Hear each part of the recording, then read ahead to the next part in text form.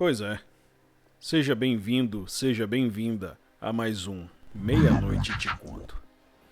E hoje eu trago mais um relato pessoal de uma experiência com o sobrenatural. Ou pelo menos acredita-se ser inexplicável. Esse relato, ele traz uma lembrança da minha infância muito particular que aconteceu por volta dos anos 1999.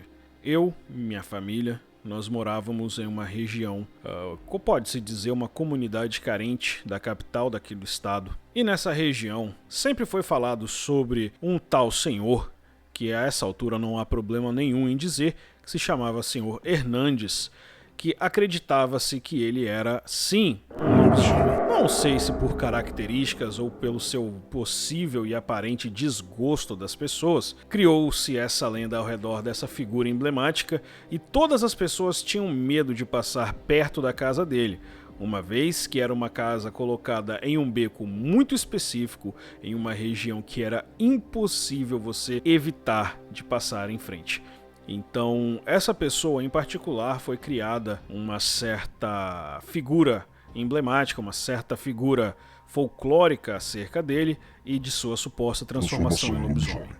Mas nesse relato, por mais incrível que pareça, não haverá nenhum tipo de contato físico ou visual.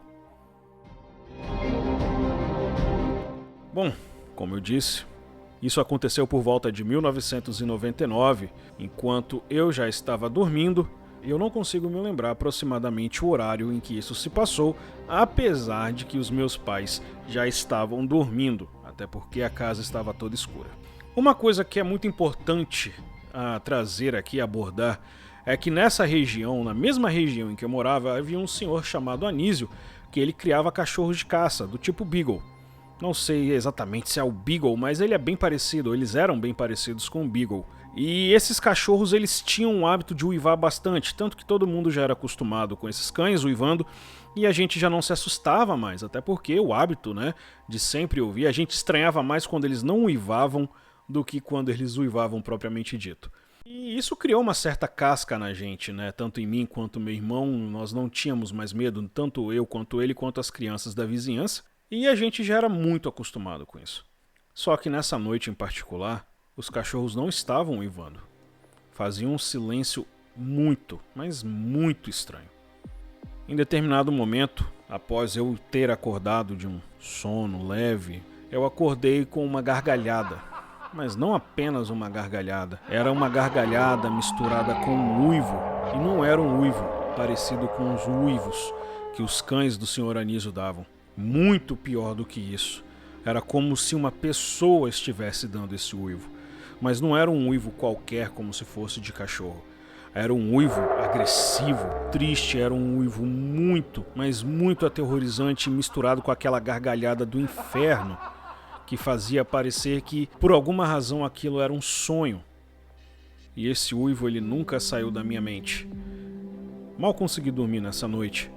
E ao acordar de manhã cedo comentei com os meus pais, mas como de praxe, ninguém nunca acredita nesse tipo de ocorrência, a menos que sejam com eles. E a culpa, claro, caiu nas costas dos cachorros do Sr. Anísio.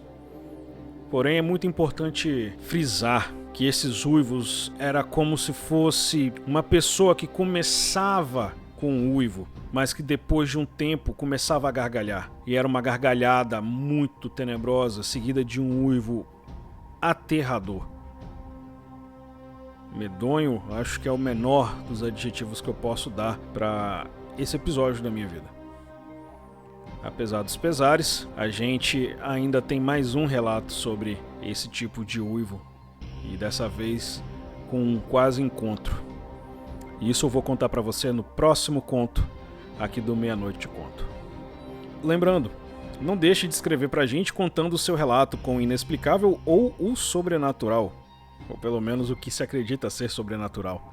Escreva pra gente no e-mail relatos.meianoiteteconto@gmail.com e nós iremos analisar o seu caso. Vale lembrar que o caso precisa ser pelo menos bem constituído com um início, meio e um final. Então a gente se vê e fique aqui comigo. Quer saber mais? Aguarda um pouquinho, porque meia-noite te conto.